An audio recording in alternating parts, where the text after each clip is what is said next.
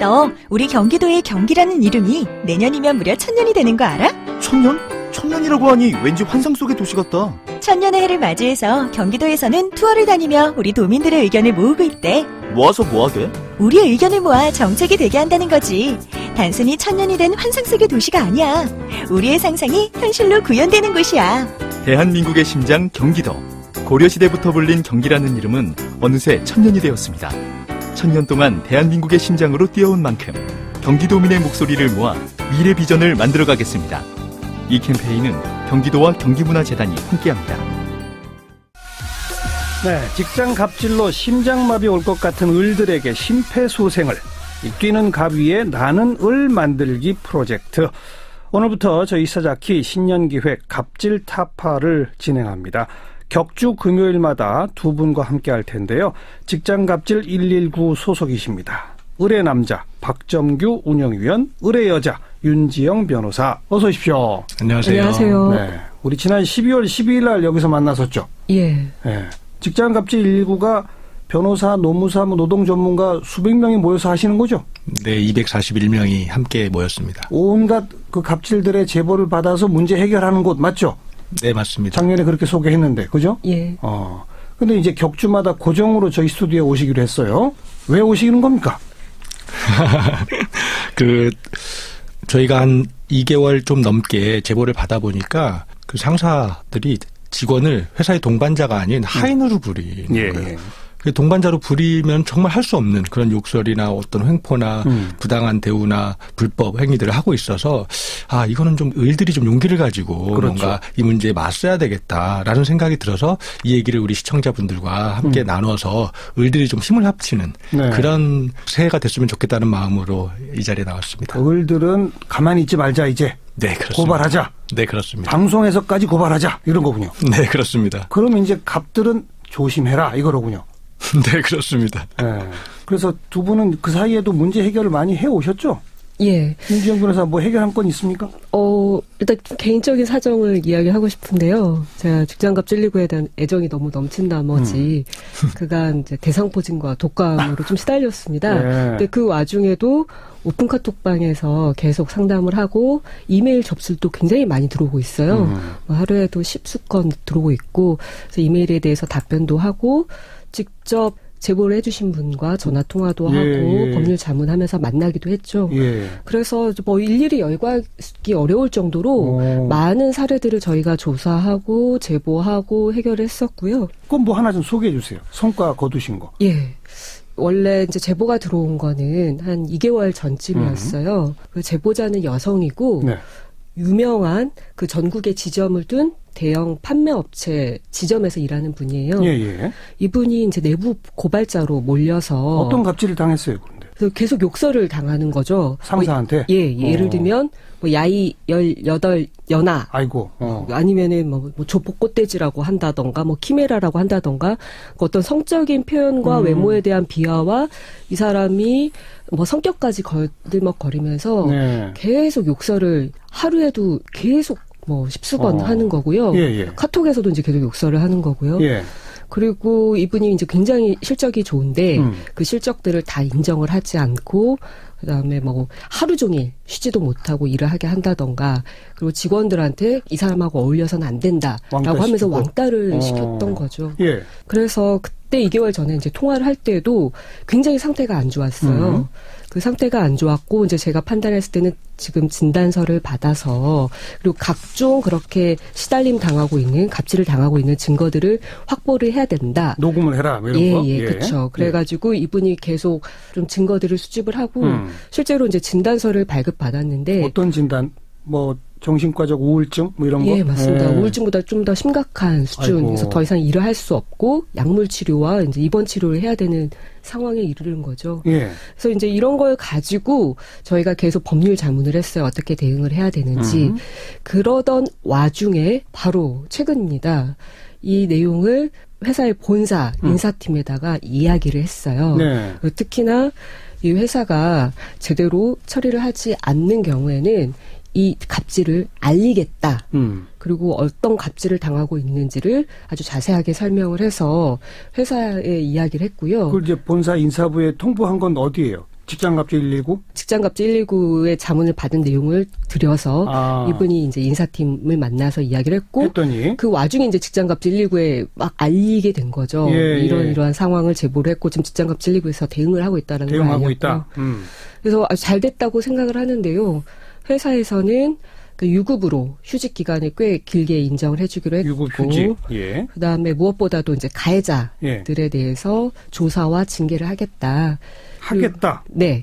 그리고 이분을 이제 본사에 이제 좀 좋은 자리와 그다음 이제 사퇴까지 주면서 이후에 이제 좀 다 회복이 되면은 안정적으로 일을 할 수 있도록 지원하겠다. 피해자를 본사로 이동 발령시키고. 그러니까 가해자들과 만나지 못하게. 맞습니다. 그리고 가해자들에 대해서는 앞으로 조사 징계하겠다. 그런 약속을 받았다는 거예요? 받았고요. 구두로는 받았고요. 이분이 최종 선택을 해야겠지만 어쨌든 최종 선택을 하더라도 합의서가 써야지 좀 정확하게 정리가 되는 거죠. 그래서 아직 합의서까지는 쓰지 않은 상황이에요. 만약에 합의서를 안 쓰게 되면은 회사가 말을 번복하게 되면은 그때는 여기가 어딘지 제가 오늘은 실명을 거론 안 했는데 글쎄 전국에 무슨 유명한 판매업체라고 해서 왜 업체명을 공개 안 하나 했더니 지금 서로 이렇게 합의할 중요한 시점에 있군요. 맞습니다. 꼭 빼먹지 마시고 합의가 안 된다든지 아니면 합의했는데 안 지켜진다든지 그럼 우리가 폭로합시다. 좋습니다. 박정규 운영위원도 뭐 해결한 건이 있어요? 네, 오늘 저는 우리 시청자분들께 아주 기분 좋은 소식 먼저 하나 드릴 건데요. 저희에게 제보 들어온 사건이고, 12월 초입니다. 12월 초에 제보 들어온 사건이고, 제가 1월 초에 새해 처음으로 부산에 내려가서 제보를 받은 사건입니다. 육아종합지원센터라는 곳이고요. 육아종합지원센터? 네, 여성가족부에서 아이를 키우는 부모들을 지원하기 위해서 전국의 100곳에 지자체의 산하의 100곳에 센터를 만들어서 운영하고 있는데요. 그중에 부산에 있는 센터입니다. 거기에서 원장의 갑질에 시달리던 제보자 두 분이 어렵게 정말 용기를 한 걸음 내주셔서 제보를 하게 됐고요. 너무 기분 좋게 어제부로 그 원장을 이제 보냈던 그 대학교에서 원장에게 사표를 받았고 사표가 수리되어서 우리 제보자분들을 포함한 직원분들이 오늘 굉장히 행복한 하루 첫날을 맞이했다는 소식을. 어떤 갑질을 당했어요? 저도 내려가서 만났는데 약간 충격적이었는데요. 이 센터장님이 대학교에 1년 동안 강의를 나가셨는데 실제 강단에 서서 강의하시는 내용 말고 강의 수업 준비부터 마지막 채점까지 뒷마무리까지 모든 것을 다 직원들에게 시키셨던 거고요. 강의 준비도 시키고 시험지 채점도 시키고 뭐 수업을 바꾸고 뭐 하는 어떤 뭐 전산에 입력해서 들어가서 하는 모든 것을 다 직원들을 시켰고요. 그러니까 개인 일이잖아요. 개인 일이죠. 그러니까 이분들은 낮에는 자신의 센터에서 업무를 하고 퇴근하고 나서 집에 가서 이 일을 해야 되는 이런 상황이었고 또 하나는 이분이 박사학위 논문을 1년 동안 준비해서 쓰셨는데요. 그 논문 준비하는 것들도 전부 직원들을 시켜서 일을 해서 저희가 그 자료만 보고도 되게 충격적이었고 그래서 이런 일은 있어서는 안 되겠다 싶어서 저희가 법률적으로 자문 검토를 다 했고 그래서 이제 저희가 사회적으로 좀 알리자 이렇게 하는 과정에서 이분이 사퇴하시게 됐습니다. 그러니까 정식 어디에 뭐 고발하거나 그러지도 않았는데? 그렇습니다. 역시 직장갑질 119가 제보를 받고 조사에 들어가서 이제 곧 조치에 들어간다더라. 이 말만으로. 그리고 이제 언론 한 군데에 저희가 어제 보도가 됐고요. 그러면서 이제 조금 알려지게 돼서 바로 이제 조치가 취해졌는데 오늘 중요한 건 제가 여기 오기 바로 직전에 부산시 왜냐하면 광역시별로 또 육아종합지원센터가 따로 있거든요. 그래서 부산시와 그리고 동명대학교 그리고 기장군 이런 곳에다가 저희가 공문을 보내서 다른 센터에도 비슷한 사례가 있는지를 조사하자. 그래서 여기만 그랬겠냐. 다른 곳도 그럴 가능성이 상당히 있기 때문에 조사해서 직원들이 이러한 센터장의 갑질에 시달리지 않도록 조치를 해달라는 공문을 제가 바로 보내고 왔습니다. 지금 방금 두 분의 그 사례 얘기를 들어보니까 이미 직장갑질 119의 명성이 전국적으로 좀 퍼지기 시작한 것 같네요. 그것까지는. 직장갑질 119가 개입했다더라 소리만 나면 뭔가 좀 움직임이 있군요. 신기하게도 그런 것 같아요. 아주 큰일을 하고 계시고요. 자, 이제부터 새롭게 들어오고 있는 제보들 가운데 우리가 좀 눈여겨봐야 할 거, 함께 처리해 나가야 할 거, 그런 것들을 이제 소개해야 되지 않겠습니까? 어떤 주제를 잡아오셨습니까? 제가 오늘 퀴즈부터 하나 내겠는데요. 퀴즈요? 지난해까지 김 대리가 기본급 150만 원에 교통비 10만 원, 식대 10만 원, 직무수당 10만 원, 그리고 정기 상여금을 분기별로 100만 원씩 받고 있었어요. 예. 근데 새해 이제 최저임금이 많이 올랐다고 회사에서 수당하고 정기 상여금을 전부 기본급에 포함시켰는데요. 이 네 가지 중에서요. 교통비, 식대, 직무수당, 분기별 정기 상여금. 예. 이 중에서 기본급에 포함시킬 수 있는 건 한 가지뿐이거든요. 딱 한 가지죠. 예, 딱 한 가지. 나머지는 포함시키면 안 되는 겁니다. 안 되죠. 노동부도 불법이라고 했습니다. 맞아요. 그게 무엇일까요? 저는 시사 프로 진행자예요. 제가 모르겠어요. 예, 그러면 제가 설명하도록 하겠습니다. 정답은 3번 직무수당이에요. 그렇죠. 예, 실제로 직무수당만 기본급에 포함될 수 있는 거고. 맞습니다. 교통비, 식대, 그다음 뭐 3개월마다 나오던 상여금 이런 건 안 된다. 예, 그렇죠. 이유를 설명해 주세요. 이유를. 이제 우리가 최저임금이라는 것 자체가 소정 근로시간, 그러니까 뭐 하루 8시간, 주 40시간 이렇게 일을 하기로 정한 시간에 대한 일한 것에 대한 대가를 계산을 하는 거거든요. 예. 그렇기 때문에 실제로 우리가 뭐 최저임금 계산한다고 했을 때 그 최저임금의 복리후생비라고 하는 것들, 그러니까 일한 거에 대한 대가가 아니라 식대라던가 교통비라던가 이런 거는 복리후생비다 이거죠. 맞습니다. 일한 거에 대한 대가는 아닌 거죠. 예. 이런 것들은 최저임금 계산할 때 빼야 되는 거예요. 맞아요. 나머지 그러니까 사실상의 기본급 중심으로 그 기본급이 최저임금을 넘는지 여부를 따지는 거죠. 그리고 이제 분기별 상여금 같은 경우에도 이거는 일한 거에 대한 대가라기보다는 사실상 뭐 명절 휴가비 뭐 이런 네, 식으로 네. 어떤 보상으로서 예. 지급을 하는 거거든요. 그렇죠, 그렇죠. 그래서 이런 것들도 사실 최저임금 계산할 때 기본급에 넣어서는 안 되는 거죠. 알겠습니다. 그거 말고 그 왜 성과에 따른 인센티브 있잖아요. 그건 어떻게 돼요?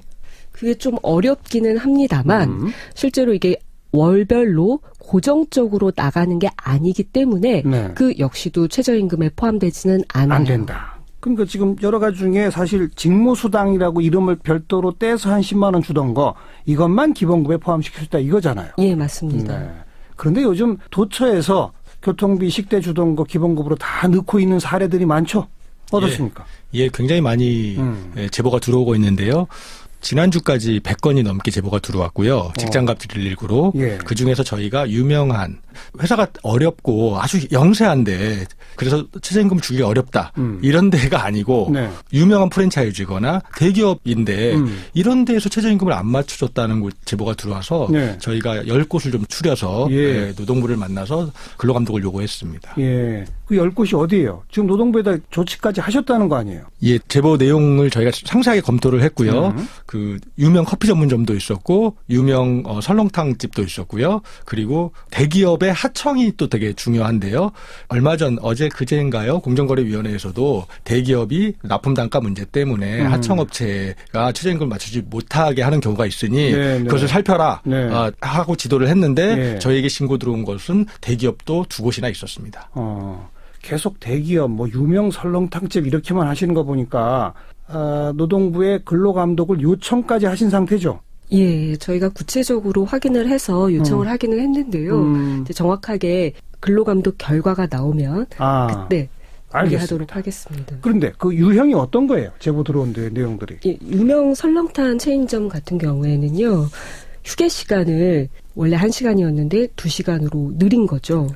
휴게 시간에 대해서는 임금을 안 줘도 되니까. 근데 실제로 이게 그러면 쉴 수 있는 시간이냐. 예. 그렇지 않다라는 거죠. 명목상만 휴게 시간. 예, 사람들은 그대로 있고 계속 밥 먹으러 오는 손님들이 들어오고 있는 상황에서 네. 대기하고 있다가 그래서 접대를 하는 이런 일을 계속 하게 되는 거고 예. 알아서 2시간 쉬라라고 하지만 사실상 쉴 수가 없거든요. 그래서 그 설렁탕집 참 유명한데 가보고 싶네요. 쉬고 있는지 안 쉬고 있는지 2시간씩 쉬는지. 일단 최근에 음식값이 오른 곳이에요. 뭐 많은 분들이 알고 계실 거예요.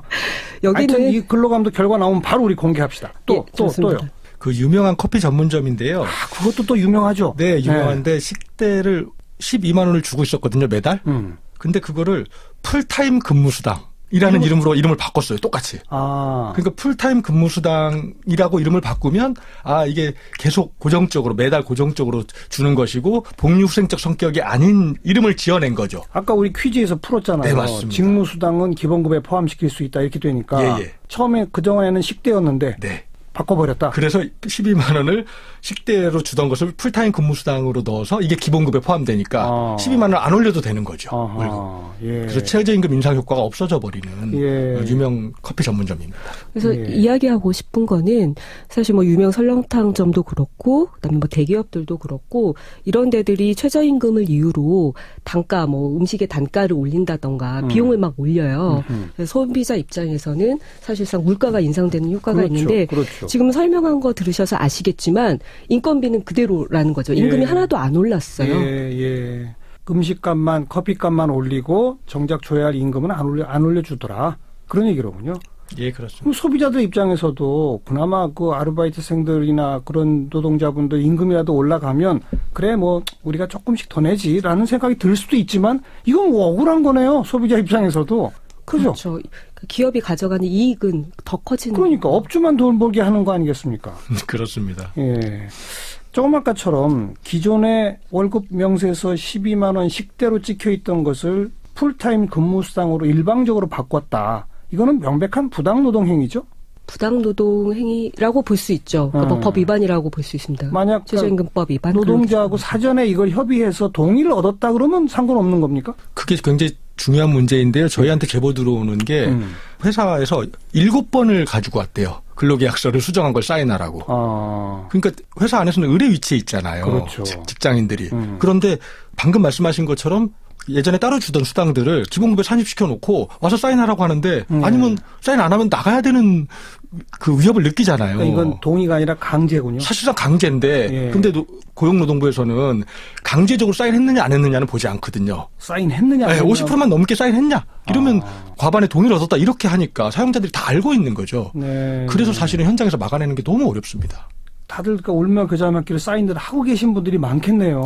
거의 100이면 100 그렇게 사인하는 것 같아요. 저희 쪽에 제보하신 분들 중에 원에서 뭐 동의해서 사인했다는 분은 단 한 분도 보지 못했습니다. 어떻게 해야 됩니까? 그 지금 사인하라라고 하는 종용을 받고 있는 분들이 이 방송 듣고 있다면 어떻게 해야 합니까? 저는 우선적으로 사인을 강요했다라는 것에 대해서 일단 증거가 남아야 되니까 꼭 녹음을 해주셨으면 좋겠고요. 네, 그리고 기록도 남겨주시고요. 그리고 지금 고용노동부에서 최저임금 신고센터를 마련을 했어요. 거기에 신고를 하시면 좋겠고요. 가장 중요한 거는 저희 직장갑질 119에서 계속 수집을 하고 있습니다. 제보를 받고 있습니다. 직장갑질 119에 제보를 해 주십시오. 네. 그리고 당장 오늘 사인 안 하면 이제 내일부터 나오지 마. 예를 들어서. 그럼 일단 사인은 해야 되겠네요. 녹음은 하더라도. 아니요, 그땐 사인 안 하셔도 됩니다. 왜냐하면 그러면 바로 부당해고가 되거든요. 네, 이게 사인하지 않았다는 이유로. 녹음까지만 가지고 있으면. 네, 그렇습니다. 근데 녹음 미처 못했다 이럴 때는요. 그날 버티시고 그 다음 날 녹음 준비를 잘 하셔야지. 야, 이거 세세하게 잘 가르쳐 드려야 돼요. 자, 반드시 녹음이나 기록 이런 자료를 남길 것. 강제로 억압적으로 사인을 강요당하고 있다는 상황을 기록할 것 이거잖아요. 그렇습니다. 그것만 확보하게 되면 사인 안 해도 된다. 그런 얘기죠. 맞습니다. 그리고 바로 직장갑질 119를 두들겨라. 이렇게 100건이 넘는 제보를 가지고 노동부를 찾아갔더니 뭐라고 말하던가요? 노동부에서는? 노동부는 저희한테 이제 받은 자료를 최저임금 신고센터로 이관해서 조사를 하겠다 이렇게 얘기를 했고요. 저희는 단순히 과반의 동의를 얻었냐를 조사하지 말고 과반의 동의를 얻는 과정에서 강압이 있는지 없었는지 이거를 조사해서 강압이 조금이라도 있었으면 무효로 돌려라라는 요구를 했습니다. 원래 이런 거 근로감독관들이 하셔야 되는 일 아닙니까? 맞습니다. 예, 그렇죠. 그죠? 근데 여러분들이 대신 해주고 있는 거잖아요. 노동부 일. 노동부 일을 저희가 정말 덜어주고 있는 상황이죠. 갔더니 고맙다고는 안 하던가요? 처음 1차 면담할 때 저에게 고맙다고 얘기하시더라고요. 그래요? 그나마 다행이네요. 네. 아까 10곳을 조사 의뢰했다고 그러셨죠? 10군데의 명단은 지금 다 갖고 계신 거죠? 프랜차이즈, 커피숍, 설렁탕, 대기업까지를 포함해서 그 조사 결과는 언제쯤 나온답니까? 일단 1월 달 안에 집중적으로 지금 조사를 하고 있는 거거든요. 1월. 왜냐하면 2월 첫 번째 주가 되면 월급날이 되잖아요. 맞아요. 1월 달 최저임금이 인상되는 게 적용됐는지 안 됐는지가 확인될 겁니다. 그렇죠. 2월 5일이나 10일이나 15일이나 25일 월급날. 그래서 이제 1월에 그 조사는 굉장히 중요하고요. 강압적으로 서명을 받았는지에 대한 조사가. 그래서 저희도 노동부가 1월 안에 이 결과를 낼 것으로 지금 기대하고 있고 분명한 조치가 좀 필요하다고 생각하고 있습니다. 네. 1월 안에 결론 안 나고 미적미적 되면 또 한번 그때 공개하도록 합시다. 네. 오늘 이 방송 들으시는 분들 꼭 하나 기억해 두실 게 식비, 교통비, 그리고 분기별로 받는 상여금, 게다가 연말이나 뭐 연초 정도로 해서 업적에 따른 인센티브, 이런 건 절대 기본급에 포함될 수 없다. 지금 이 사용자들이 대부분 다 기본급 편입 방법을 통해서 최저임금 피해가려고 하는데 거기에 제동을 겁시다, 이 말씀이네요. 앞으로 이제 2주마다 별 텐데 앞으로 각오 한 말씀씩 하시죠. 윤지영 변호사. 앞에 제보했었던, 잘 해결되었었던 그런 지점을 둔 회사에 일하시는 분 사례 같은 경우에도 저희가 많이 도움을 드리긴 했지만 결국에는 당사자가 적극적으로 문제 제기를 하고 그렇죠. 저희한테 연락을 주셨기 때문에 바뀐 거라고 생각을 해요. 그렇죠. 그래서 이 방송을 들으시는 분들도 이제 2주마다 이제 새로운 이야기를 저희가 가지고 올 텐데요. 혼자 끙끙 앓지 마시고 적극적으로 또 제보를 해주시면 다시 한번 이 방송을 통해서 소개를 하도록 하겠습니다. 예. 아까 대상포진 왔다고 그랬죠? 예. 아이고, 얼굴이 막 망가졌어요. 빨리 좀 나으시기 바라고요. 박정규 운영이요. 예, 저는 직장에서 일하시면서 당하는 억울함이 있을 때마다 있잖아요. 꼭 증거를 남기실 것을. 그렇죠. 예, 녹음과, 그리고 요즘 핸드폰 좋아서 녹음 잘 되거든요. 네. 그래서 녹음 남기시고 그날 있었던 일을 꼭 기록하는 갑질 일기를 쓴다는 마음으로 그날의 일기를 쓰시고 동료들과 그 얘기를 같이 나누시는 것. 네. 여기서부터 출발했으면 좋겠습니다. 네. 알겠습니다. 2주마다 별 텐데 저의 바람은 이 코너가 빨리 폐지되는 겁니다. 네. 저는 오히려 이 방송 들으시는 그 갑분들한테 더불어 사는 갑분들 스스로 되시는 게 좋습니다. 이 말씀 드리고 싶네요. 네. 2주 후에 다시 뵙죠. 직장갑질 119의 박정규 운영위원 그리고 윤지영 변호사 고맙습니다. 고맙습니다.